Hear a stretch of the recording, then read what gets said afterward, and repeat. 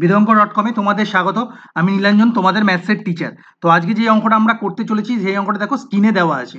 দেখো, যদি ay minus bx divided by c equal to cx minus az divided by b equal to bz minus cy divided by a হয়, তাহলে প্রমাণ করো x by a equal to y by b equal to z by c।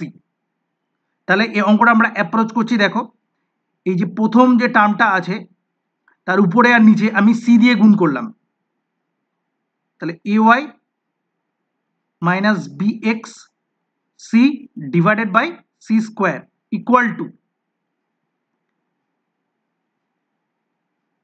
এর উপরে আর নিচে এই second টার্মটা উপরে আর নিচে আমি বি দিয়ে গুণ করলাম, C X minus A Z into B divided by B square equal to, third যে টার্মটা আছে তার উপরে আর নিচে আমি এ দিয়ে গুণ করলাম, ডিভাইডেড বাই এ স্কোয়ার। তাহলে এখান থেকে আমি কত পাবো, এ সি ওয়াই মাইনাস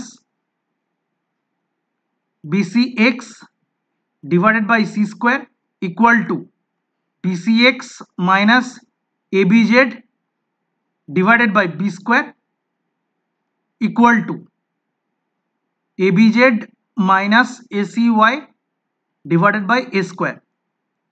এবার এই অনুপাত, প্রত্যেকটি অনুপাত বা রেশিওগুলো যদি আমি উপরে আর নিচে নিউমারেটারে যে টার্মগুলো আছে সেগুলো যদি যোগ করি আর ডিনোমিনেটারে যে টার্মগুলো আছে সেগুলো যদি যোগ করি, দিয়ে ইকুয়াল করি, তাহলে প্রত্যেকটা অনুপাত সেই অনুপাতের সাথে সমান হবে। কিরকম দেখা যাক, A C Y minus BC X এটা নিউমারেটারে আছে, তাহলে আমি লিখে দিলাম A C Y minus BC X minus AB Z, তাহলে plus BC X minus AB Z, এটা নিউমারেটারে ছিল, plus AB Z minus B C Y A C Y sorry,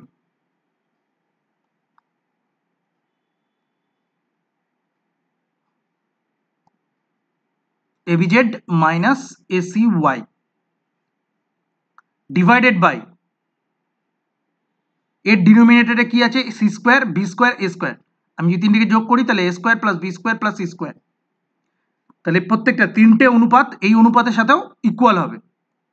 তাহলে এসি ওয়াই এর সাথে এসি ওয়াই কেটে গেল, minus BC X plus BC X কেটে গেল, minus AB Z plus AB Z এর সাথে কেটে গেল, তাহলে zero divided by A square plus B square plus C square, তাহলে আমরা লিখতে পারি এটা জিরো।